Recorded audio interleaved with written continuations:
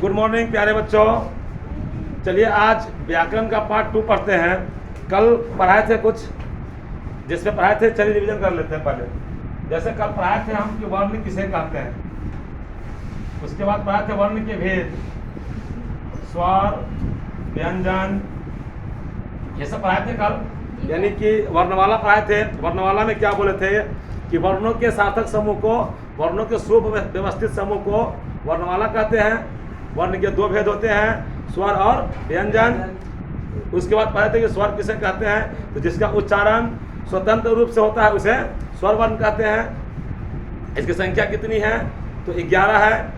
इसी तरह व्यंजन वर्ण पढ़े थे, तो व्यंजन वर्ण जो है इसकी संख्या कितनी है, तो 33 है। इसके उच्चारण में स्वर वर्णों की सहायता होती है। यहाँ तक पढ़े थे। इससे आगे चलते हैं। अब आगे हम लोग जानेंगे, आज जानेंगे ज़्यादा करके सभी के भेद कि कौन कितने हैं, इन सब के बारे में आज जानेंगे। जैसे व्यंजन वर्ण, व्यंजन वर्ण, व्यंजन वर्ण के कितने भेद हैं, तो व्यंजन वर्ण के 3 भेद हैं। व्यंजन वर्ण के 3 भेद हैं, 3 भेद हैं। अब कौन कौन है चलिए जानते हैं। पहला हो गया स्पर्श व्यंजन, स्पर्श व्यंजन। दूसरा हो गया अंतस्थ व्यंजन, अंतस्थ व्यंजन।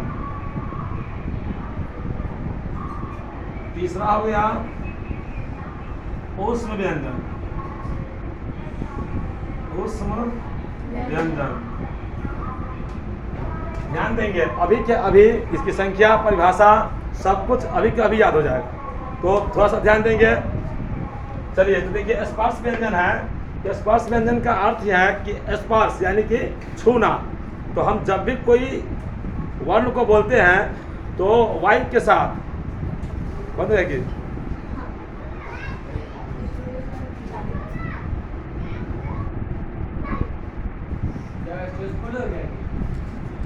चलिए, हम क्या बोले कि जब भी हम कोई वर्ण बोलते हैं तो वर्ण के साथ जो हमारे वायु होता है, तो वर्ण जो वायु टकराती है, यानी कि हमारे मुंह में क्या करती है, स्पर्श करती है। तो जब वर्ण ध्वनि के साथ मुंह में कहीं ना कहीं से छू के जब बाहर निकलती है तो उसे हम क्या कहेंगे, स्पर्श व्यंजन।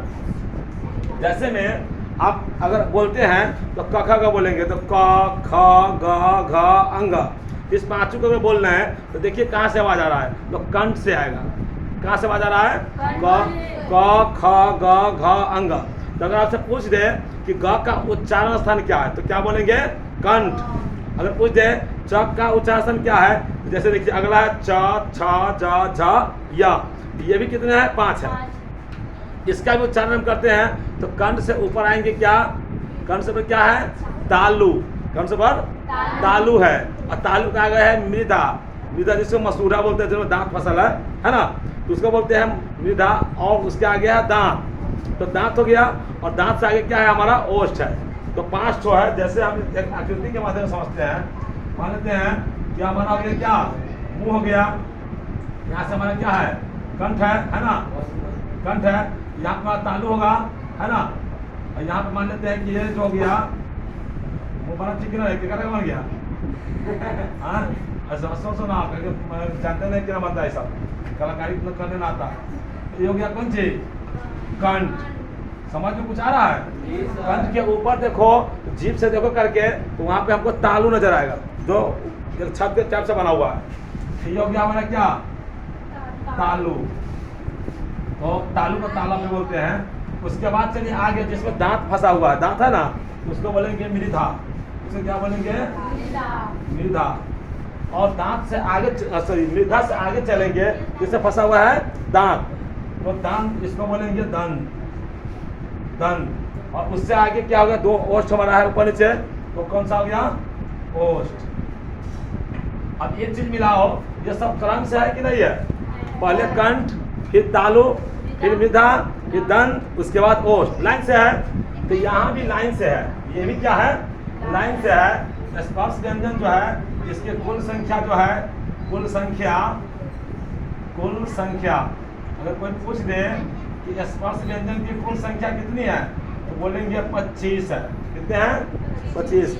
इससे पूछेंगे वर्ग कितने हैं, कितने वर्ग है स्पर्श व्यंजन के, तो 5 वर्ग है। कितने वर्ग है? 5 वर्ग है। इसके वर्ग जो हो गया वो हो गया 5। कौन कौन है तो यही समझते हैं। तो कंठ में हो गया क वर्ग, कंठ में क्या हो गया? क वर्ग। अब क ख ग घ में देखो ठीक से, क ख ग घ में 5 ठो आया, क ख ग घ अंग 5 हुआ। उसके बाद चलिए चौथा में अगर लेंगे तो इसमें भी कितने हैं? 6 वर्ग, 5 इसमें हुआ। मेधा में इसमें चौथा ले लीजिए, इसमें आ गया चौथा कितने हैं? 5 हुआ है। उसके बाद लीजिए दंत, तो इसमें आ गया तथा है ना, तवर्ग। इसमें कितने हो गए? 5 और हो गया। इसमें कितने हैं? 5 पवर्ग। ये हो गया कितने? 25 हो गया। 25 हो गए 5, 10, 15, 20, 25। क्रम से है कि नहीं है? कंठ पहले तो पहले क ख ग घ, तो कंठ का सभी उच्चारण क्या नहीं हो रहा है? दिक्कत है। कंठ का सही उच्चारण क्या है? कंठ का जो सही उच्चारण है वो क्या हो गया? कंठ हो गया, है ना। उसके बाद देखिए दूसरा में हो गया तालु, तो ये हो गया क्या? चवर्ग, है ना।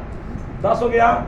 टवर्ग हो गया। जितने भी बोलेंगे, जितने भी टवर्ग बोलेंगे, ट, ठ, ड, ढ, र, इसको अगर बोलते हैं तो हमारा जो उच्चारण देखिए, जीभ देखिए, वो जीभ में मृदा में सटेगा।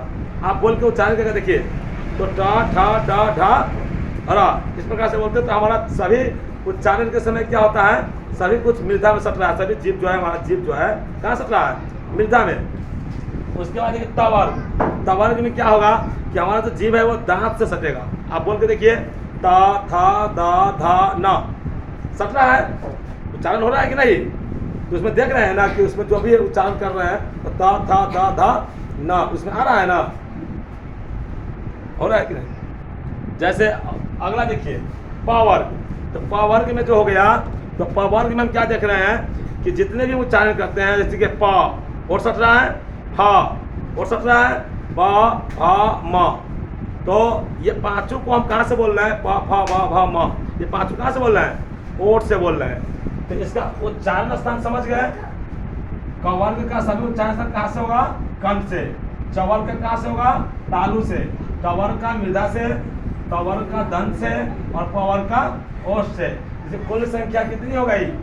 25 हो गई। 25 हो गया। 5 वर्ग हो गए। तो यहाँ पे हम क्या देखें कि कंठ जो है क वर्ग का उच्चारण स्थान है, च वर्ग तालु है, त वर्ग मृदा है, त वर्ग दंत है, और प वर्ग ओष्ठ है। ये टोटल कितने हैं? 25 है। तो सभी का उच्चारण स्थान अगर पूछा जाए तो बता सकते हैं। जैसे हम पूछेंगे बताओ ब का उच्चारण स्थान क्या है, तो ब किस में आया? प वर्ग में आया। तो इसका उच्चारण स्थान क्या हो गया?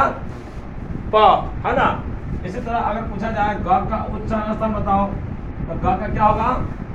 ग का हो जाएगा कंठ, हो जाएगा। उसी तरह अगर थ का पूछा जाए तो क्या हो जाएगा? त, थ, द, ध, इसमें आ गया, इसका क्या हो जाएगा? दंत। तो इस प्रकार से सभी का उच्चारण स्थान हम लोग क्या करेंगे? ये करेंगे। आवाज सब आ रहा है कि नहीं? ठीक है। तो चलिए इसको हम थोड़ा सा लिख लेते हैं ढंग से। यानी स्पर्श व्यंजन के कितने वर्ग है? तो 5 है। कौन कौन है? पहला कौन हो गया? क वर्ग। क वर्ग, तो क वर्ग में कौन कौन आ जाएगा? क, ख, ग अंग आ जाएगा, पूरा आ जाएगा ना। कितने हो गया? 5। दूसरा कौन सा है? च वर्ग। च वर्ग में कितने हैं? 5। तीसरा हो जाएगा ट वर्ग। ट वर्ग में कितने हैं? 5। चौथा कौन सा है? त वर्ग। त वर्ग में कितने हैं? 5। उसके बाद लीजिए, इसके बाद आ जाएगा प वर्ग।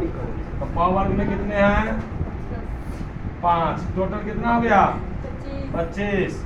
इसी में अगर हम लेंगे कि इसका उच्चारण स्थान क्या है, तो क वर्ग का उच्चारण स्थान क्या होगा? कंठ। यानी कंठ से क वर्ग का पूरे 5 को हम बोलते हैं। च वर्ग का क्या हो जाएगा? तालु। त वर्ग का क्या होगा? त वर्ग का हो जाएगा क्या? मृदा, हो जाएगा। ता वर्ग का क्या हो जाएगा, इसका हो जाएगा दंत, और प वर्ग का क्या हो जाएगा, इसका हो जाएगा ओष्ठ। अब इसमें से कहीं से पूछा जाए तो उच्चारण स्थान बता सकते हैं। बिहार बोर्ड में प्रत्येक साल है ना, इससे 2 से 3 पूछता ही है। जो बैक क्वेश्चन सब है पिछले साल का, वो उठा के आप लोग देख लीजिए, उसमें आपको मिल जाएगा कि उच्चारण स्थान जो है इसमें से पूछा है कि नहीं।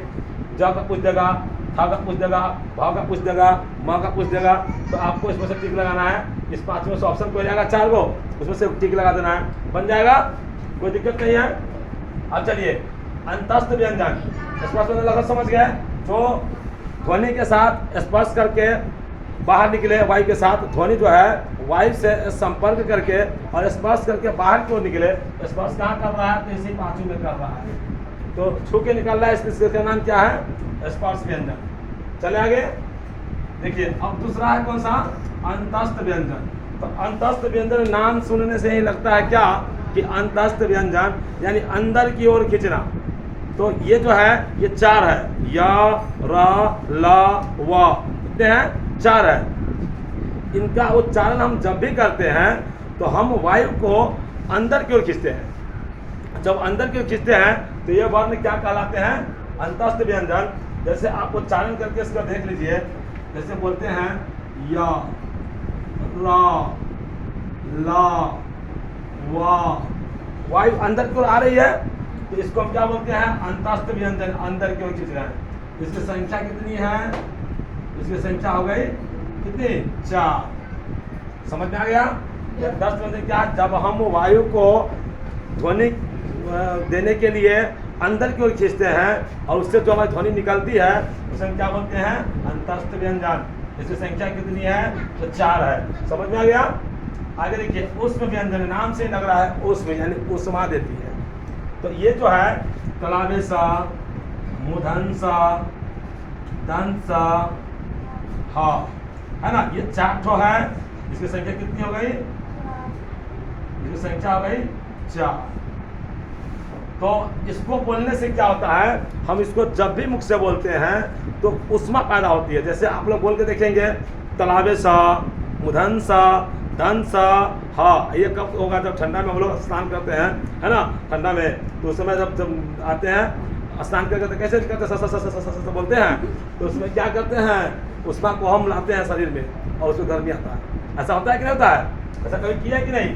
तो तलावेश, मूर्धन्य, दंश बोलने से गर्मी पैदा होती है, यानी कि उष्मा निकलती है, इसलिए इसका नाम क्या है, उष्म व्यंजन। समझ में आ गया। तो देखिए 4 ये हो गया, 4 ये हो गया, टोटल हो गया कितना, 33। समझ में आया।